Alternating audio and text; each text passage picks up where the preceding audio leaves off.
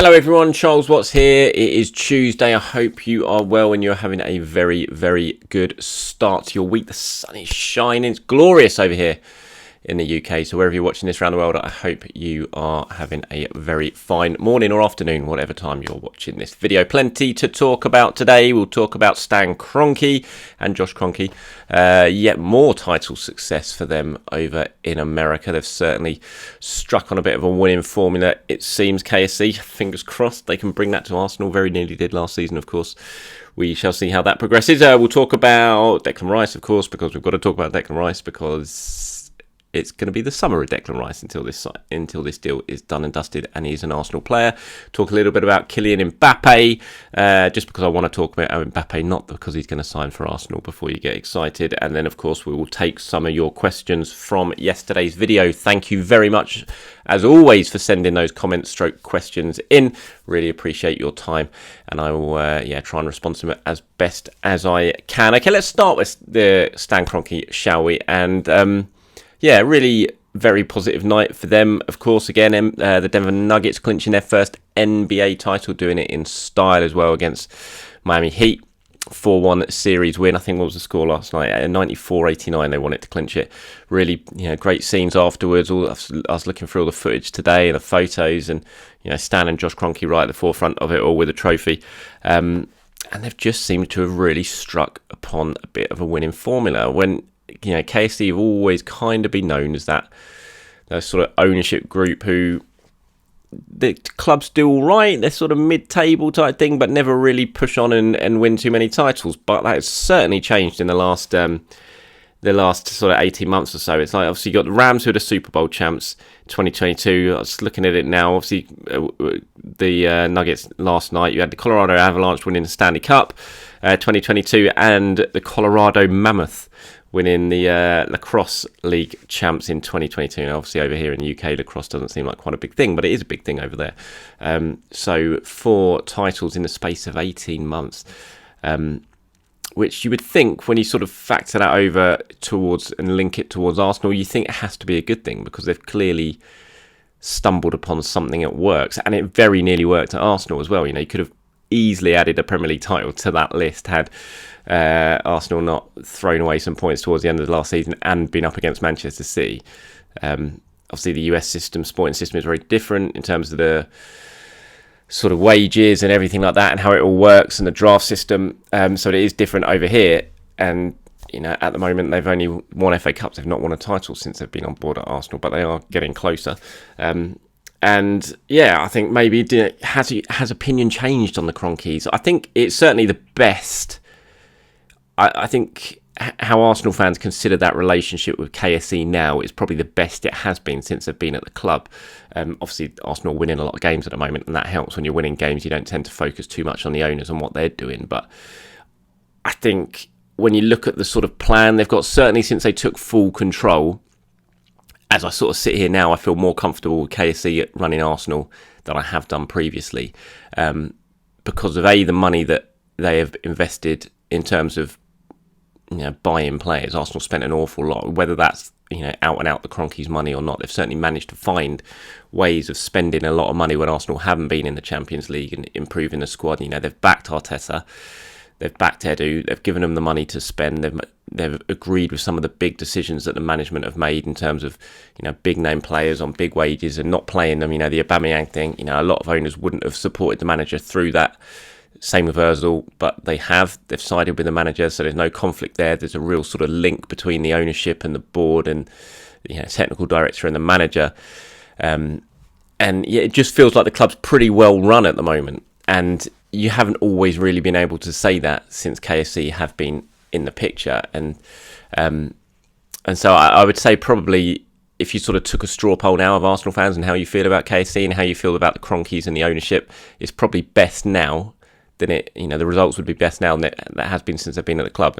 And I think the signs of what they're doing over in the US is a good thing, and hopefully that can transpire to success with Arsenal. They were so close last season, it didn't happen. It's obviously very hard over here, like I said, because you're going up against Manchester City and the sort of disparity on the money and the wages being spent and all that sort of stuff. But fingers crossed Arsenal can do it. So yeah, congratulations to the Kroenkes. Fingers crossed that sort of success can come here. If you're an American watching this and you know a lot more about how they're sort of doing over there and how their clubs are doing and the way they're being run, please do let me know. Always interesting to get your views on what people over in the States feel about the Kroenkes and the ownership model that they're doing at the moment and the success that they are enjoying.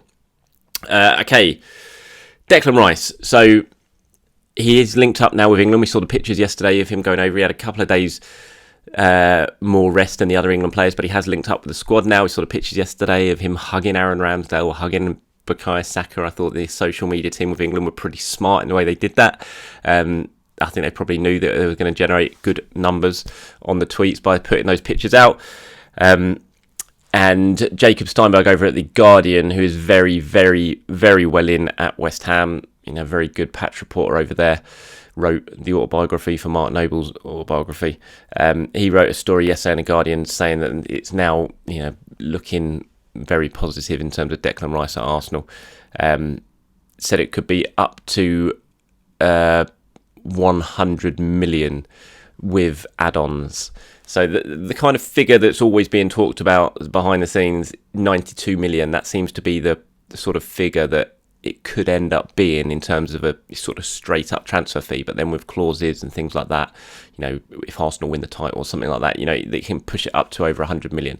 For West Ham, that'd be great because they can say they've got over 100 million pounds for Declan Rice. But Jacob reporting that it's now very, very, it's moving in the right direction in terms of it happening. There's been no bid yet, but that's not kind of how it works. I know there's a lot of frustration. I keep seeing it on my social media. Like, why haven't we bid yet? Why hasn't a bid gone in? Arsenal being so slow and all that. But it's not. This isn't kind of the way this deal's happening. I think, there's been so much work going on that this is one of those sort of deals where all the talks are sort of taking place. And once those talks come to agreement in terms of what the number's going to be and the exact structure of the deal, then the bid will go in officially.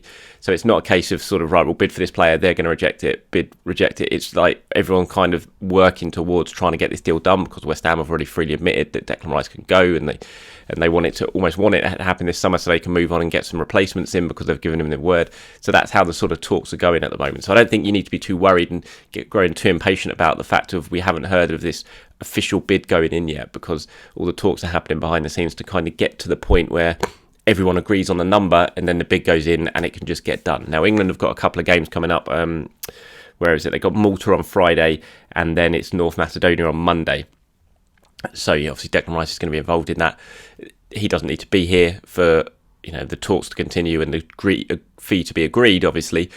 But he needs to be here after that for all the stuff that goes on after that term, including signing the contract and all the media stuff that will happen. So fingers crossed we can get to that point. I still feel like this is going to be the big week when it comes to Declan Rice, or it's going to be a big week that the talks are really ramping up. It's no surprise now that I've seen this story from Jacob, who's reported it from the West Ham side. It just, Arsenal want this done and they want it done relatively quickly. And I think it's really important that it's done relatively quickly because then you can move on. You can sort out what else is happening in the summer. This is the big transfer you want. This is the priority. Get it done early, and then you can kind of move the other boxes around to all fit into place. So that's the latest as it stands on Declan Rice.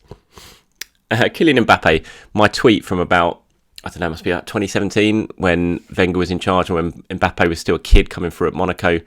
And had that amazing first season, and Arsenal were in the running for him that summer. They were willing to pay up to around 100 million for Mbappe that summer. It didn't happen. He ended up going to PSG, obviously, but Arsenal were really, really pushing. The tweet that I put out back then, when Arsenal were growing quite confident they might be able to get a deal done, is doing the rounds again. I think that tweet it pops up on my timeline every now and again. Whenever anything happens with Mbappe, it's Arsenal fans reminiscing of a time when they were very, very close to him. Wenger was so close to getting him at one point, and that was even before he sort of burst onto the scene in Monaco. The summer before that, Wenger was at his house trying to get the deal done on a free transfer, and it was very, very close, but ultimately he decided to stay at Monaco, and then he had that breakthrough season and just went into the stratosphere. But it's one of those ones that got away, Kylian Mbappe. But really interesting news breaking yesterday about him wanting to leave PSG. Sent them a letter informing them he's not going to take up the option to extend his stay by another year and wants to go, and so won't be signing his contract, which means basically at the end of next season he'll be a free transfer. PSG, according to sources coming out of PSG, absolutely no intention of letting him go for free. So if he doesn't sign a new contract, he's going to be sold this summer. So here we are, yet another Kylian Mbappe transfer saga to drag on throughout the summer. I don't think Arsenal are going to get involved before you get too excited about it. Obviously, it feels like a Real Madrid. Obviously, they're looking for a striker now. Benzema's gone. They want Harry Kane by all accounts. Will they change? Will they go back in for Mbappe despite what he did to them last year when they thought he was going to go, and then he changed his mind and ended up staying at PSG and angered a lot of people. It's going to be the Kylian Mbappe summer, isn't it? What a player. My big worry is he ends up at Manchester City. Can you imagine if he ends up at Manchester City playing on the left-hand side there with Haaland in the central area? I mean, that's a terrifying prospect for football, for a Premier League, for world football. I hope he goes to Madrid. I really do. I just don't want him to come to Manchester City. That would be so terrifying. It's going to be interesting what sort of fee he would go for this summer with 1 year left on his contract as well. But yeah, Kylian Mbappe on the move. Going to be a big saga throughout the summer. Tell me, I know this isn't really Arsenal related, but it's such a big transfer. I thought it was worth talking about it. I'd love to get your views on where you think he would go and how scary the prospect of him potentially ending up at Manchester City would be. Let me know in the comments below. Okay, so questions now. Let's go with this one from Gary Griffin. Thank you, Gary. He said, given the fee we are looking to receive for Tierney is very close to the reported fee for Cancelo, surely it's a no-brainer to try and sign him. He's a top-quality player, and I also think it's a myth that he's just an offensive fullback who can't defend. Yeah, I'm not sure about Cancelo just because of just how expensive he is going to be in terms of wages and everything like that. I think he's going to be a big money player. And I think you sign Cancelo, you completely change the way you play if you're Arsenal. I don't know. I mean, it seems mad to want to be turning your nose up at Cancelo because he's just such a... sorry, someone just popped up on my WhatsApp. I'm reading it on there. It's someone talking about sending a link to that Mbappe tweet that I was talking about that's doing the rounds at the moment. Yeah, I'm just not sure on Cancelo because of that, because of the money. And I just think it would change the way Arsenal play so much. But look, I'm not going to say no to him if Arsenal can get him done. And I think I'm sort of changing my mind now as I'm speaking. I think the good thing about signing Cancelo is then you've got such good options to change things, which Arsenal are going to need throughout the season. In terms of you could have Cancelo playing 1 week, and then you could leave him out, bring in Ben White. You can change the way you're playing. Then you're obviously more attacking if you've got Cancelo. You've got a player who plays more of an inverted role if you play Cancelo, and then you can change things up completely by playing White and getting that sort of overlapping type right back that we saw link up so well with Bukayo Saka. So yeah, look, I'm not going to say no to Cancelo. Absolutely not. I'm not sure it's a no-brainer like you say, Gary, because I think there's probably a few drawbacks to it as well. He's coming off the back of I'll say poor season. He won the league with Bayern Munich and he won the league with Manchester City technically as well, so he won everything. But so there is a few negatives to it, but yeah, I mean, look, sorry, I've just rambled a little bit over this one, but yeah, I wouldn't say no to him, so 100%. Mawong Mene, sorry if I've absolutely butchered that pronunciation, said he's replying to what I was saying yesterday about Edu's deal for Leno being a really disappointing one, and that I didn't understand in terms of how cheap it was. He said, with that being said about Leno, surely we need another goalkeeper. Matt Turner isn't up to scratch, and we all saw in the few games he was fielded in the last season, he seems uncomfortable at the slightest pressure exerted at him. Yeah, I think this is a big season for Matt Turner. I think he'll probably go anywhere at the end of next season if he doesn't play, just because I would imagine he'll be finding it very, very hard to get himself in the USA team, continue to sort of keep his place in the USA team if he has another season next season like the one he's had previously. And with Champions League football on the agenda this season, I'm not sure he's even going to play in Europe. He, of course, had the Europa League games last season in the group stages. I'm not sure that'll be the case this season. And I think Matt Turner's certainly shown he's a very, very good shot stopper, a very good sort of old school keeper. I thought he was great in the World Cup for the USA, but the way Arsenal play and how important distribution is from the goalkeeper, he definitely struggles in that regard, and you notice a bit when he plays and Ramsdale doesn't. It does take a while to adjust to the way of Mikel Arteta's way of playing. So, another season, another pre-season under his belt, he might be a lot stronger at that next season. So we'll have to wait and see. But I don't think this summer's going to be a season that we're going to see Matt Turner go and Arsenal sign another keeper. I think we'll stick it out for another year and see how he progresses, and then maybe make a decision on it at the end of next season, where all parties will probably want to sit down and discuss the future. So yeah, that's what I think on him. But thanks for your question, Moong. Ruben says, hi Charles, I'll be honest, I'm still not the biggest fan of Vieira. His positioning game isn't good enough at times in matches, so he goes missing.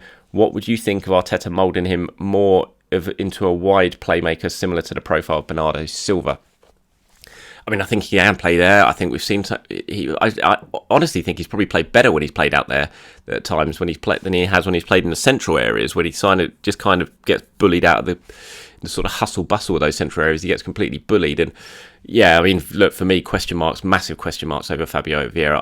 I think the start of the season he came in, he showed some flashes of quality. Obviously, very good in that Brentford game, scored the goal, and you thought, this is a top quality player, but he just regressed as the second half of the season went on. He looked weak. He disappeared from games. He almost looked like he was hiding at times, whether that was confidence or whatever. I mean, clearly he's a talented footballer. He does find some good positions in the final third, but he really needs to improve to sort of show that he can do it at Premier League level. And for me, big question marks over him. I'm hoping he really pushes on this season. It can take a year to adjust to the Premier League, especially coming in from a different country. And it was, physically, it's clearly a massive step up for him playing over here. You would hope that this coming season he's going to be better, he's going to be used to it more, and we're going to see more from him. And Arsenal spent a lot of money on Fabio Vieira. They're going to want to see a return on that investment. So I don't think they're going to sort of write him off just yet by any means, but he definitely needs to improve 100%. I'm still, like I said, big question marks for me over him. This is an interesting question, I thought, from Irish Bro. He says, hi Charles, looking back at the last time Arsenal were in the Champions League, who out of prime Koscielny, Cazorla, Sanchez and Ozil would start for this Arsenal team? Really good question, that, I thought. My answer to that is Cazorla 100%, just because I think Cazorla starts in pretty much any team, because he's just a majestic footballer who was just brilliant. It's one of my favourite players of the Emirates era. Could play with both feet. I mean, he'd be so perfect for Mikel Arteta and this system in one of those sort of number 8/10 roles that Arsenal play with. Just brilliant footballer, absolutely sensational. He 100% would be in it. Sanchez, I think, would be in it. I love Martinelli, but Sanchez in his prime was a beast of a footballer who just scored goals, set up goals, that winning mentality. It's just brilliant. He's just fantastic. The other two, I'm not sure. Look, I love Mesut Ozil. I don't think Arsenal saw him in his prime, put it that way. When you say here, who out of prime Ozil, I think prime Ozil's obviously Madrid. And he might well get on this team then, but I'm not sure.